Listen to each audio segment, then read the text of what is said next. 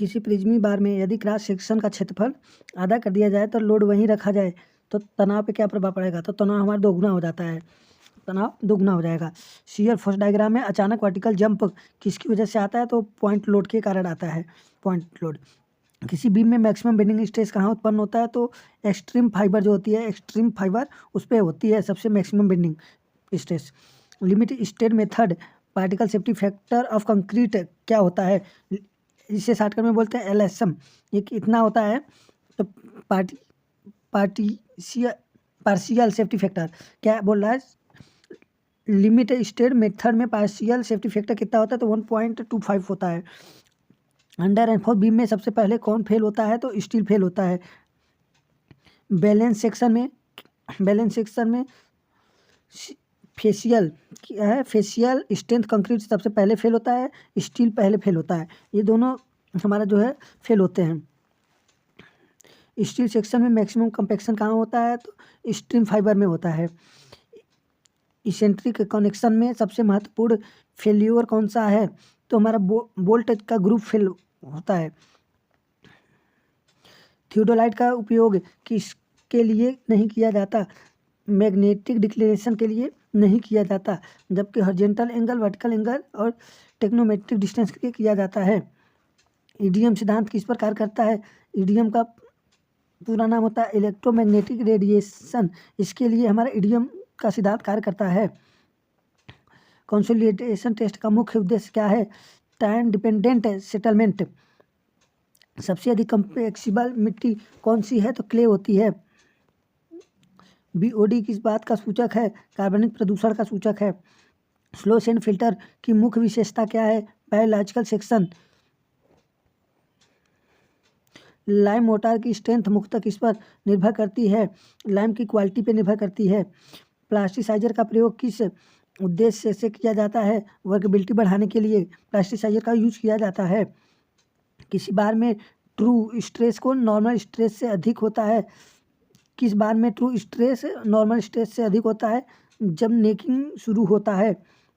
Poisson ratio 0.5 होने का earth material क्या है? इनकम्प्रेसिबल हो जाता है। रिजिलियंस किसका माप है? इलास्टिक एनर्जी एब्जॉर्प्शन जो है रिजिलियंस का मापक है। शियर मॉडुलस निम्न में से किस समीकरण से प्राप्त होता है?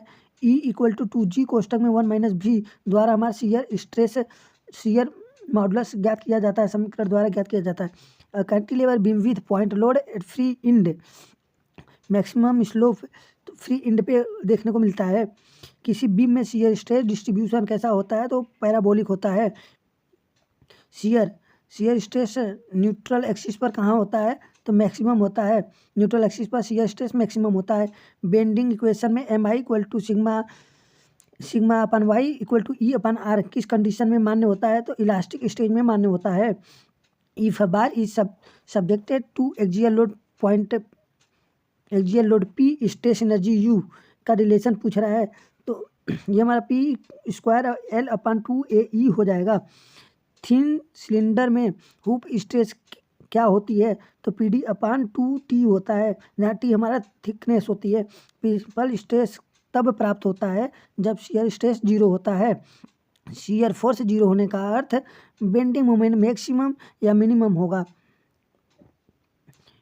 इसेंट्रिक लोड में स्ट्रेस का प्रकार कैसा होता है? तो हमारा एक्सियल प्लस बेंडिंग होता है। द पॉइंट ऑफ कंट्राफ्लेक्चर कहाँ होता है? जहाँ बेंडिंग मोमेंट 0 होता है। यानी एक स्थिति से दूसरी स्थिति में परिवर्तन होने पे जहाँ हमारा बेंडिंग मोमेंट 0 होता है उसे हमारा कंट्राफ्लेक्चर पॉइंट कहते हैं। मैक्सिमम शियर स्ट्रेस थ्योरी किस मटेरियल के लिए उपयुक्त होता है? तो डक्टिलिटी के लिए उपयुक्त होता है। मोहर सर्कल में सेंटर क्या रिप्रेजेंट करता है? तो एवरेज नॉर्मल स्ट्रेस को रिप्रेजेंट करता है। रैंकिंग थ्योरी अप्लाई किस लिए होती है? तो ब्रिटल मटेरियल के लिए होती है। Euler load is valid for long column. Euler load जो होता है वो लॉन्ग कॉलम के लिए वैलिड होता है। किसी कॉलम का इफेक्टिव लेंथ किस पर निर्भर करता है? तो इंड कंडीशन पर निर्भर करता है। फिक्स बीम में स्लोप एट सपोर्ट क्या होता है? तो 0 होता है। फिक्स बीम में जो स्लोप होता है सपोर्ट पे वो 0 होता है। शियर सेंटर कहाँ स्थित होता है? तो शियर सेंटर हमारा जो है ऐसे पॉइंट पर जहाँ पे हमारा टॉर्सन नहीं होता है वहाँ 0 होता है। Maximum shear stress in a solid circular shaft, हमारा क्या है सरफेस, ठीक है। Torsion equation T upon J equal to tau upon R equal to G theta upon I मान्य होता है तो इलास्टिक रेंज में, ठीक है। किसी बार का इलोंगेशन किसके डायरेक्टली प्रोपोर्शनल होता है तो लोड के डायरेक्टली प्रोपोर्शनल होता है। शियर स्ट्रेन का यूनिट क्या होता है तो रेडियन एंड डायमेंशन लेस होता है, ठीक है, डायमेंशन लेस होता है। Direct plus shear stress combination में फेलर कौन सी थ्योरी देती है तो ये हमारा वॉन मिसेस होती है, ठीक है। कर्व इफेक्ट किस प्रकार की लोडिंग में आती है तो इसेंट्रिक लोड में आती है curve effect. 2 dimension stress system में प्रिंसिपल स्ट्रेस होते हैं 2 ठीक है। ब्रिटल मटेरियल किस थ्योरी से डिजाइन होता है तो हमारा रैंकिंग थ्योरी द्वारा ब्रिटल मटेरियल डिजाइन होता है। सोलिड लोड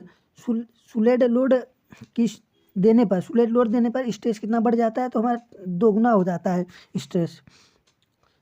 सडन होना चाहिए यहाँ पे, सडन, ठीक है, मतलब अचानक लोड देने पे जो स्ट्रेस है हमारा वो दोगुना हो जाता है। Ductile material show necking at ultimate point, beam में डिफ्लेक्शन की यूनिट जो है क्या होती है तो ये हमारा सी हो जाता है लेंथ, mm में भी होती है, मीटर में भी ले सकते हैं। न्यूट्रल एक्सिस कहाँ होती है तो जीरो बेंडिंग स्ट्रेस पे होती है जो कि सेंटर में मिलता है। कंपोजिट बार में स्ट्रेस डिस्ट्रीब्यूशन निर्भर करता है तो हमारा एरिया पे भी डिपेंड करता है, लेंथ पे भी और इलास्टिक मॉडुलस पे भी डिपेंड करता है। थर्मल स्ट्रेस कब उत्पन्न होता है जब टेम्परेचर चेंज होता है प्लस रिस्ट्रिक्शन बढ़ता है, ठीक है, टेम्परेचर चेंज प्लस रिस्ट्रिक्शन इन दोनों से। इम्पैक्ट लोडिंग में एनर्जी एब्जॉर्प्शन मेजर होती है, मॉडुलस ऑफ टफनेस, ठीक। Stress concentration concept stress concentration factor depend on geometry, okay. Fatigue failure किससे संबंधित है तो हमारा सैलिक लोड पे, ठीक है। किसी बीम का सेक्शन मॉडुलस का दर्शाता है तो स्ट्रेंथ का बेंडिंग को दर्शाता है। कास्ट आयरन फेल नेचर क्या होता है ब्रिटल होता है। Torque applied in shaft create shear stress. Volumetric strain equal to क्या होता है sigma x plus sigma y plus sigma z. In thin cylinder यानी पतली सिलेंडर है तो क्या बोल रहा है यहाँ पे लॉन्गिट्यूडनल स्ट्रेस क्या होगा तो PD अपॉन 40 हो जाएगा। Macaulay method is used for deflection, Macaulay method किस लिए यूज किया जाता है तो डिफ्लेक्शन में यूज किया जाता है। किसी कॉलम में क्रश लोड कब गवर्न करता है तो शॉर्ट कॉलम में हमारा क्रश लोड गवर्न करता है, ठीक है। Principle of superposition valid linear elastic system. Creep किससे कहते हैं टाइम डिपेंडेंट डिफॉर्मेशन, समय के साथ हमारा डिफॉर्मेशन जो होता है उसे ही क्रीप कहा जाता है। टॉर्सनल रिजिडिटी क्या होता है G J. Shear stress is maximum at neutral axis, okay. Limit state method में कंक्रीट की पार्टिकल सेफ्टी फैक्टर क्या लिया जाता है तो 1.5 लिया जाता है। FE स्टील का डिजाइन यील्ड स्ट्रेंथ कितना होता है तो 500/1.15, ठीक है।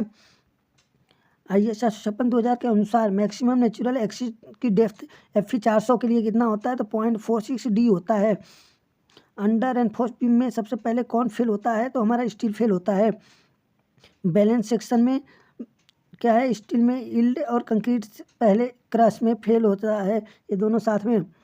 लिमिट स्टेट ऑफ कोलैप्स के लिए फैक्टर नहीं होता पूछ रहा है, टॉर्सन में फैक्टर नहीं होता है, ठीक है।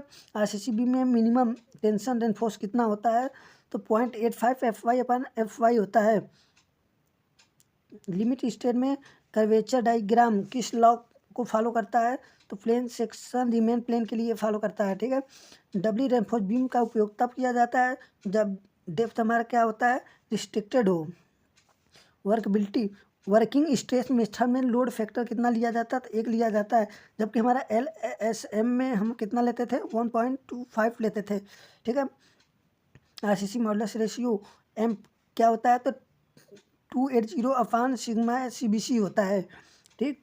टी बीम में इफेक्टिव फ्लैंज विड्थ किस फार्मूला से मिलता है तो टी बीम में हमारा इफेक्टिव फ्लैंज विड्थ B+L/6 द्वारा प्राप्त करते हैं। शियर रेनफोर्समेंट की मिनिमम स्पेसिंग कितना होती है? तो D होता है। D बोले तो डाया। पंचिंग शियर किस जगह होता है? किस जगह? तो स्लैब में होता है पंचिंग शियर। डेवलपमेंट लेंथ किसके डायरेक्शन प्रोपोर्शनल होता है? तो ये बार के डायामीटर के डायरेक्टली प्रोपोर्शनल होता है। लैप लेंथ कॉम्पैक्शन बार में कितना ज़्यादा होता है? तो 20%। लैप स्ट्रेंथ कॉम्पैक्शन बार में 20% ज़्यादा होता है। बॉन्ड फेलर किस प्रकार का फेलर है? तो बॉन्ड फेलर हमारा इंटरफेस फेलर है। आरसीसी कॉलम में आरसीसी कॉलम में पूछ रहा है कि मिनिमम इंटेंसिटी कितनी होती है? तो L/500 प्लस D/50 होता है। ठीक है।